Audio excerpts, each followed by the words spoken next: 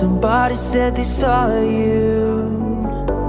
The person you were kissing wasn't me, and I would never ask you. I just kept it to myself. I don't wanna know if you're playing me. Keep it on the low. Hi guys, আসসালামু আলাইকুম। কেমন আছেন সবাই? আশা করি অনেক ভালো আছেন, সুস্থ আছেন। সাবধানে থাকবেন অ্যান্ড লকডাউন মেনে চলবেন। চলে আসলাম আজকে ওয়ালটনে ওয়ালপ্যাড 10Pর আনবক্সিং অ্যান্ড ফুল রিভিউ নিয়ে। চলুন বেশি কথা না বাড়িয়ে এর আনবক্সিং দেখে নেওয়া যাক। আর যেমনটা দেখতে পাচ্ছেন এই বক্সটি কিন্তু বিশাল বড়, কারণ এর ভিতরেও বিশাল বড় একটি ট্যাবলেট আছে। সো বক্সের উপর আমরা হাইলাইট ফিচারগুলো দেখে নিচ্ছি, যেখানে আমরা দেখছি অ্যান্ড্রয়েড 10, P60 একটা অক্টা প্রসেসর, 10.5 ইঞ্চি একটি বিশাল ডিসপ্লে, অ্যান্ড এই ট্যাবটি কিন্তু মেড ইন বাংলাদেশ। সো গর্বের বিষয়, আমাদের বাংলাদেশে অ্যাসেম্বলির একটি ট্যাবলেট আমরা আনবক্সিং করতে যাচ্ছি। প্রথমেই আমরা পেয়ে যাচ্ছি এটি স্ক্রিন পেপার। এটা ট্যাবে আপনি লাগিয়ে নেবেন, আপনি না পারলে এক্সপার্টের দ্বারা সাহায্য নিতে পারেন। এরপর আমাদের কাঙ্ক্ষিত ট্যাব, এটা আমরা পরে দেখছি। সিম ইজেক্টর টুল পেয়ে যাচ্ছি আমরা, মাইক্রো ইউএসবি কেবল, মানে এখানে আমরা টাইপ সি পোর্ট পাচ্ছি, অ্যান্ড টাইপ সি কেবল পেয়ে যাচ্ছি, A to type C cable. এরপর আমাদের কাঙ্ক্ষিত অ্যাডাপ্টারটি 10 ওয়াটের একটি কুইক চার্জার। এখানে আমরা 18 ওয়াটের একটি আশা করেছিলাম, যেহেতু ব্যাটারি একটি বিশাল ব্যাটারি। এরপর পেয়ে যাচ্ছি আমরা একটি ব্যাক কভার, যেটা ফ্লিপ, মানে সামনে পিছনে ইউজ করতে পারবেন। আর ট্যাবলেটে এইসব ধরনের ব্যাক কভার ইউজ করা ভালো। অ্যান্ড বক্সে এটা দিয়ে দিয়েছে। একটা গ্লাস প্রোটেক্টর দিলে মনে হয় ভালো হতো, আর একটি ইয়ারফোন দিলে আমার মনে হয় পারফেক্ট হতো। এরপর পেয়ে যাচ্ছে একটি user manual by warranty card, বিশাল বড়, বাংলায় লেখা আছে, পড়ে নিতে পারেন।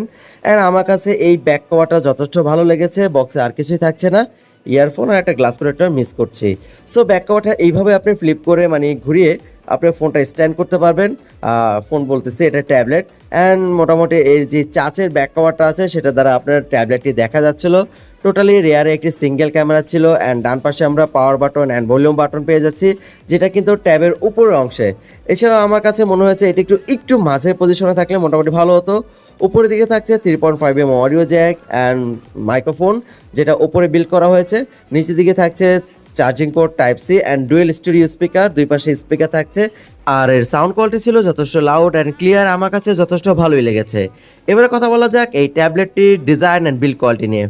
এর বিল্ড কোয়ালিটি ছিল সম্পূর্ণ মেটালিক, ব্যাক প্যানেলটা সম্পূর্ণ মেটাল অ্যান্ড শক্তপোক্ত। উপরের অংশে ক্যামেরা বাম্পার থেকে শুরু করে সাইড ফ্রেমটা সম্পূর্ণ এটা কার্বন ফাইবার, সলিড আমি বলবো। আর ওজনে মাত্র 510 গ্রাম। অ্যান্ড এই ট্যাবলেটটি ক্যারি করতেছে 7000 mAh ব্যাটারি, তা সত্ত্বেও এটা কিন্তু অনেক স্লিম, 8.3 মিলিমিটার। আর ওজনটা বলবো আধা কেজির মতন। সো এক হাতে ব্যবহার করতে কষ্ট হবে অবশ্যই, সে তো 2 হাতে ব্যবহার করবেন। আর এত বড় একটা ট্যাবলেট কে আবার এক হাতে ইউজ করবে ভাই? আমার হাতে তো ইজি টু ইউজ হচ্ছিল না, 2 হাত ব্যবহার করা লাগছিল।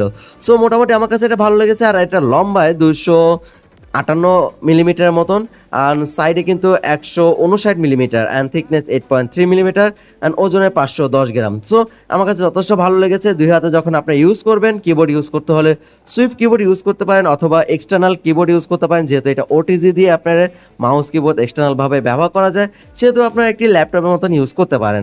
মোটামুটি এই সাইড ভিজুয়ালের কথা বললে আমি বলবো ভালো। কালার কোয়ালিটি যথেষ্ট ভালো ছিল, কোনো রকম নেগেটিভ ইস্যু ছিল না, আমার কাছে যথেষ্ট ভালোই লেগেছে। এবারে কথা বলা যাক এটার ডিসপ্লে নিয়ে। এতে আমরা পাচ্ছি 10.5 ইঞ্চির একটি বিশাল ফুল HD প্লাস রেজলিউশন একটি ডিসপ্লে, যা কিনা 1920 পিক্সেল ইন্টু 1200 পিক্সেলের পেয়ে যাচ্ছে। এর ডিসপ্লে ব্রাইটনেস ছিল 480 নিটস। আউটডোরে ডিসপ্লে একবারে ডিরেক্ট দেখতে একটু প্রবলেম হচ্ছিল।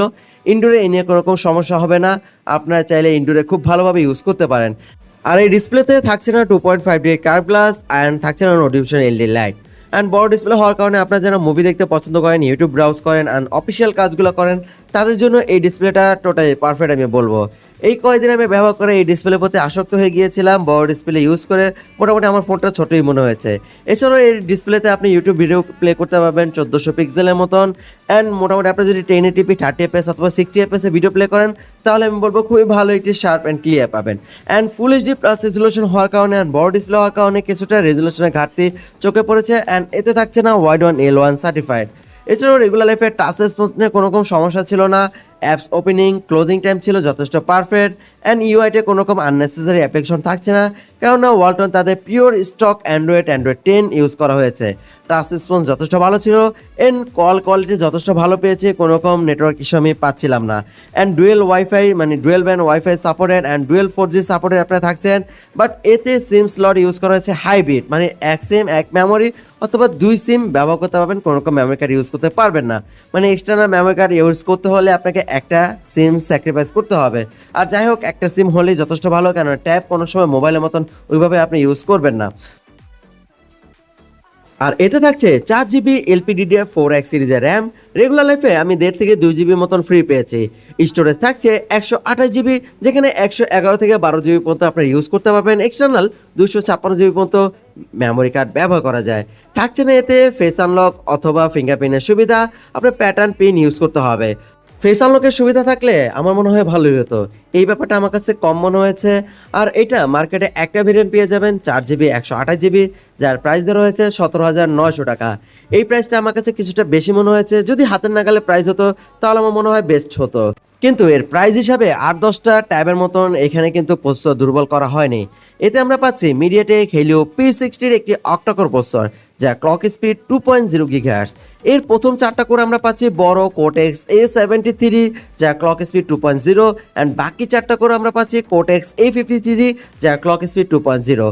আর এই প্রসেসরে গিগব্যান্ড স্কোর আমরা দেখতে পাচ্ছি মোটামুটি ভালো একটি স্কোর করেছে, অ্যান্ড এনতো স্কোর মার্ক 1.5 লাখের মতন ছিল।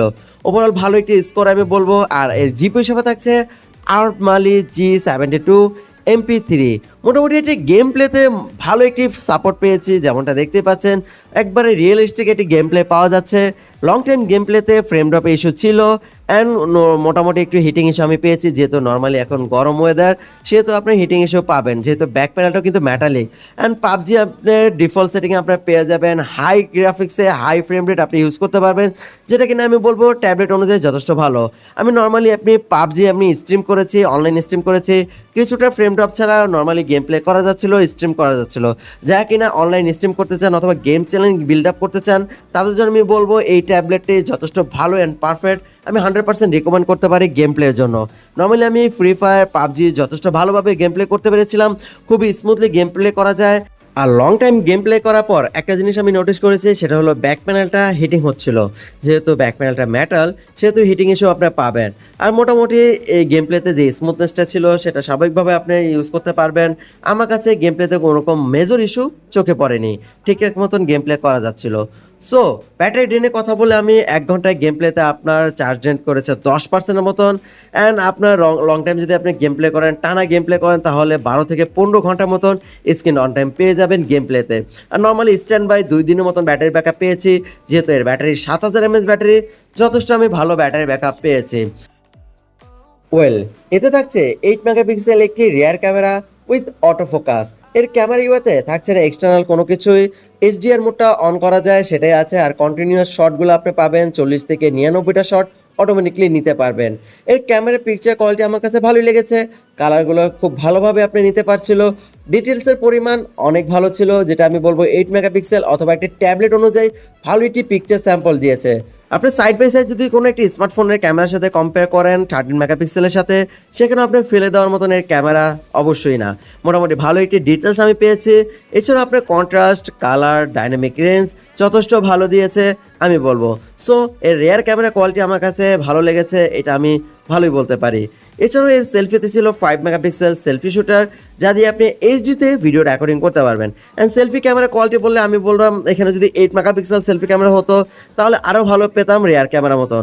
এখানে আমি ডিটেলসের পরিমাণ পেয়েছি, বাট ব্রাইটনেসের পরিমাণ কিছুটা কম মনে হয়েছে। কালার কোয়ালিটি যথেষ্ট ভালো ছিল। ইনডোরে আপনি ভালো একটি পিকচার আপনি পাবেন সেলফি ক্যামেরায়, মোটামুটি পিকচার কোয়ালিটিগুলো এনজয় করতে থাকেন।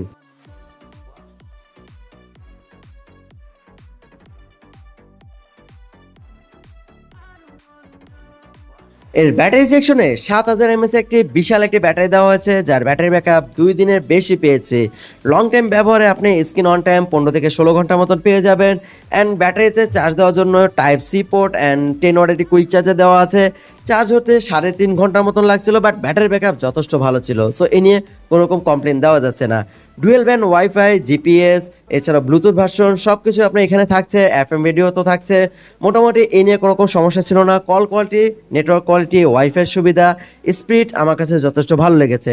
ওভারঅল আমি যদি বলি এই ফোনটা মানে এই ট্যাবলেটটা ভালো মন্দ সব কিছু, তাহলে আমি ভালো সাইড যদি বলি, এখানে আপনার ক্যামেরা ভালো লেগেছে, রেয়ার ক্যামেরা, বড় ডিসপ্লে কোয়ালিটি, রেজলিউশন যথেষ্ট ভালো লেগেছে।